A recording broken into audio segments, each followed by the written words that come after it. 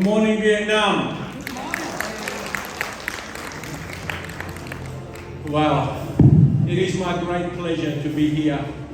Rất là hạnh đã có mặt ở đây.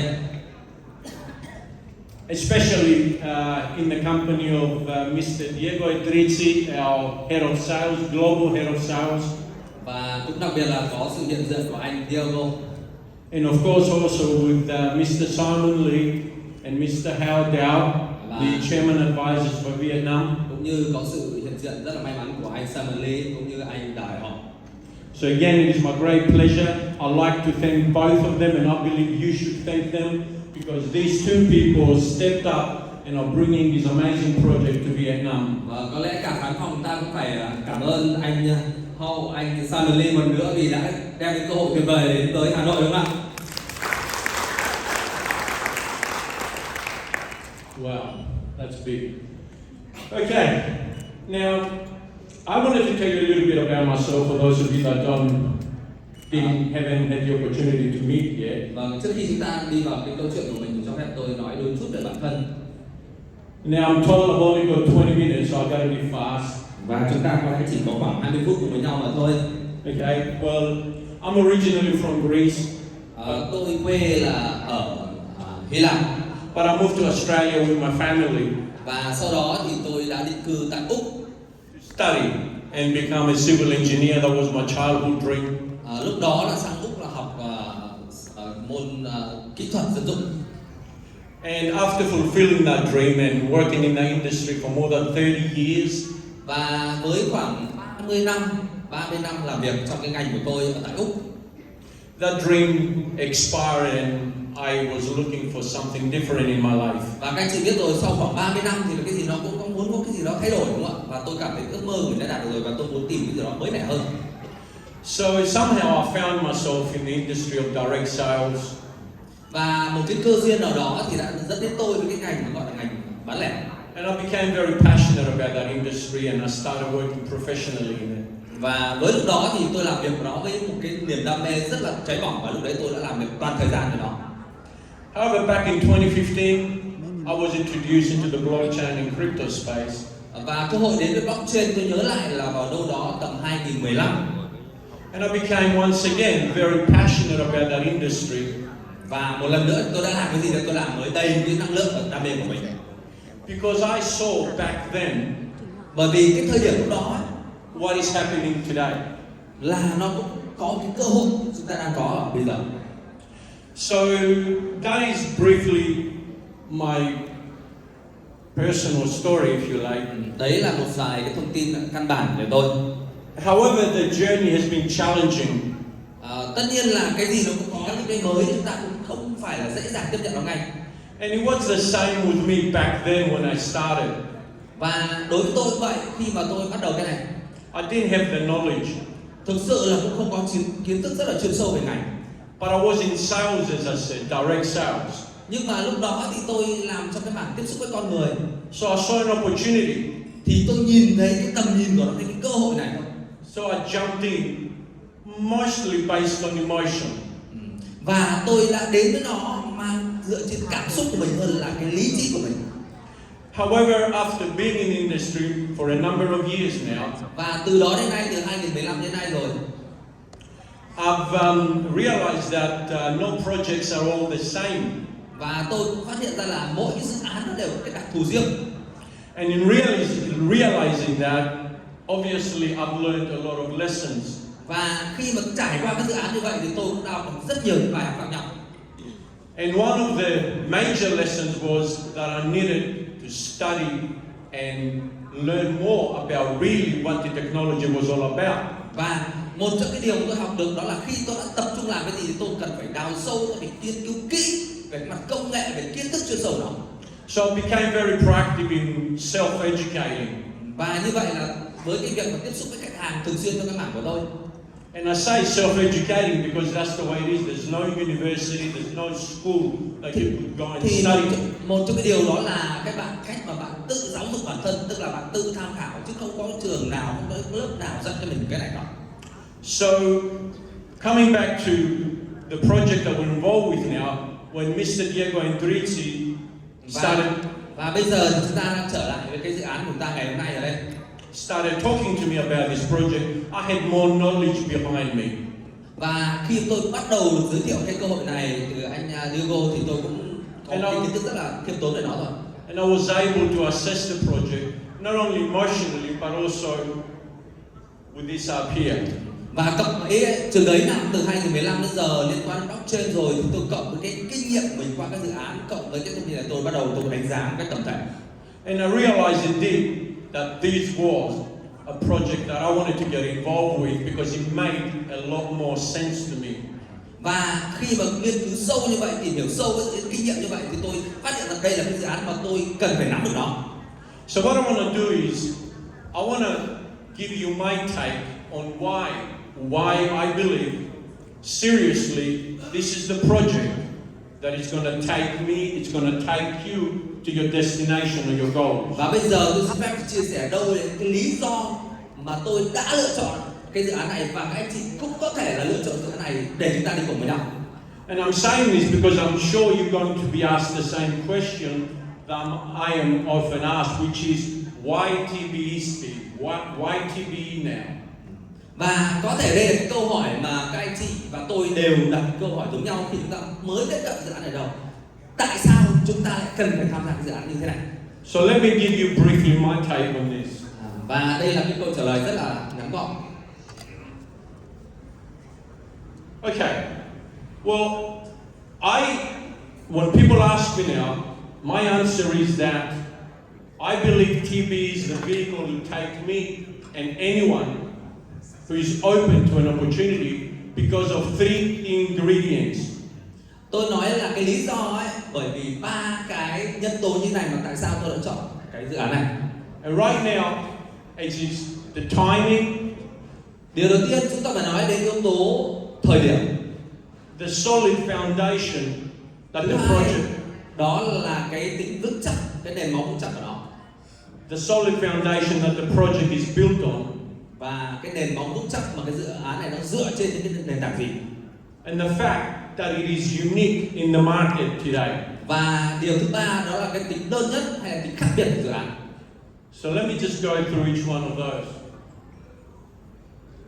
Timing. Vấn đề bối cảnh thị trường thì sao? The timing is because of the market conditions. Chúng ta đang nói đến cái điều kiện thị trường bây giờ chúng ta cho phép chúng ta làm được cái điều gì? People are tired of losing. Chúng ta đã từng mất tiền. Getting involved with all the good intentions with the project and then being let down. Và lúc đầu chúng ta khởi động dự án thì chúng ta đều nhiệt huyết nhưng mà sau đó chúng ta đã từng thất vọng. So again, people are tired of losing, and it is not just about losing money. Và chúng ta cái mất mát ở đây bên cạnh vấn đề tiền bạc nó còn là những yếu tố khác nữa. It's losing friendships. Nó là những mối quan hệ rất là bền chặt. It's losing your credibility. Đó là mất đi cái niềm tin về ngành. It's losing the trust that people have in you. Và mất cái niềm tin vào những người đã đặt niềm tin vào chính chúng ta. And that sometimes can be more expensive than Và money. đôi khi cái yếu tố phi tiền này nó còn đắt hơn cả cái tiền chúng ta đã bỏ qua. The other thing is that there are regulations that are fast coming into this space. Và yếu tố thứ hai đây là những cái quy định trong ngành nó bắt đầu xuất hiện. Because it's been a little bit of the Wild West. Và bây giờ chúng ta sẽ nói một chút về các nước phát triển. So the thing is, once the regulations come in place, và khi mà cái quy định trong ngành bắt đầu xuất hiện rồi, the trust that has been lost over the years, in recent years, và với cái niềm tin chúng ta đã tổn thất trong cái dự án rồi, will come back into this industry.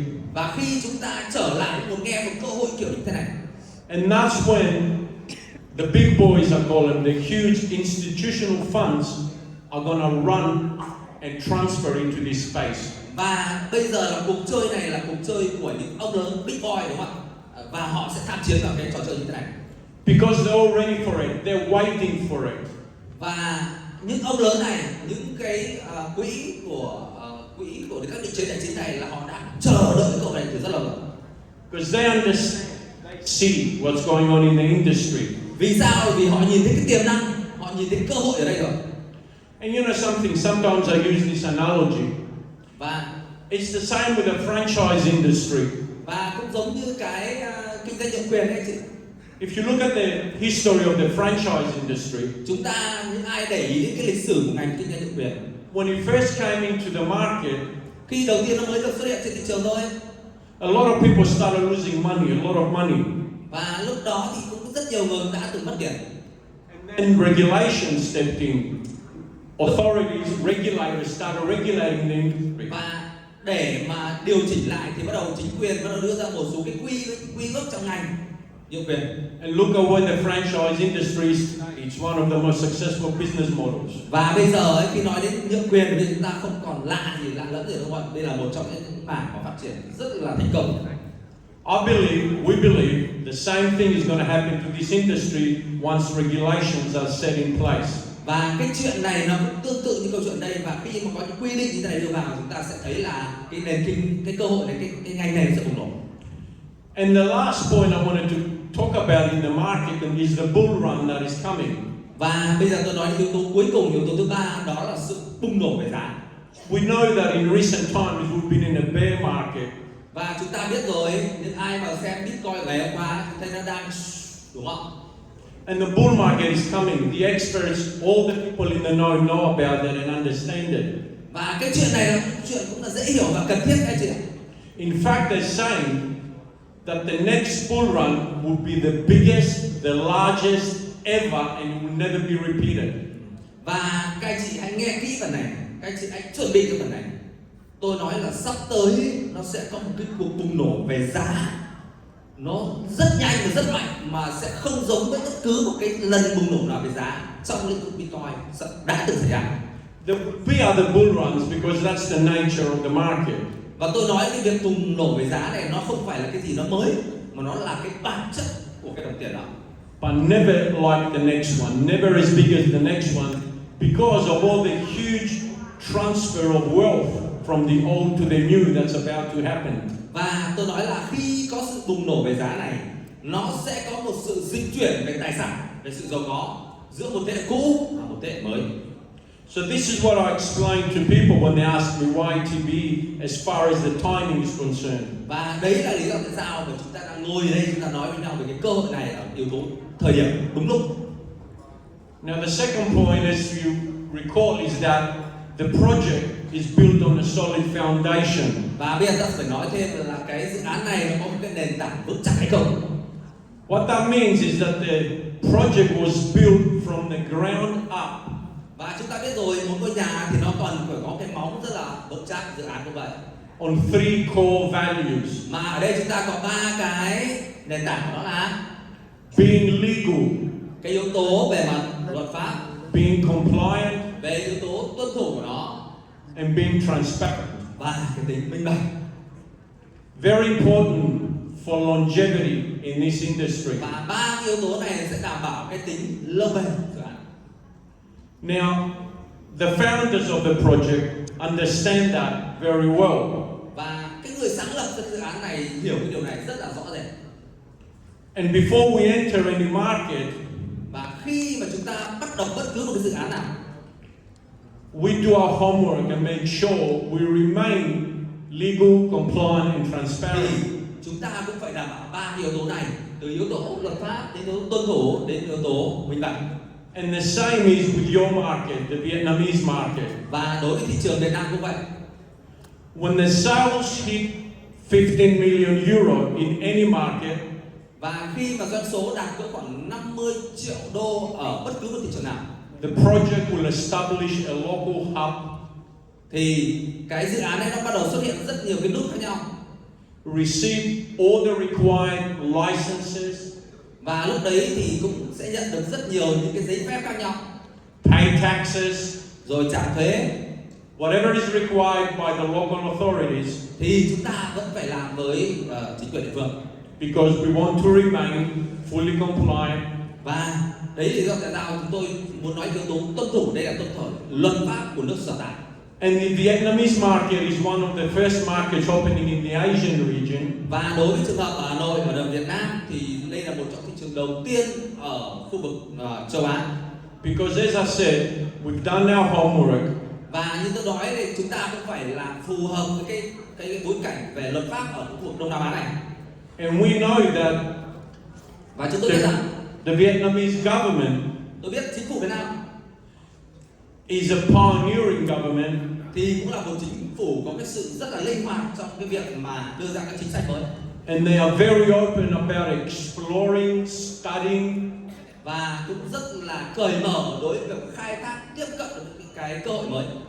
and see how this blockchain technology can benefit both the government and its people. Và cũng rất muốn là mình ứng dụng cái công nghệ blockchain như thế nào để nó vừa đem lại lợi lạc cho đại chúng, cho nhân dân, vừa đem lại lợi lạc cho chính phủ.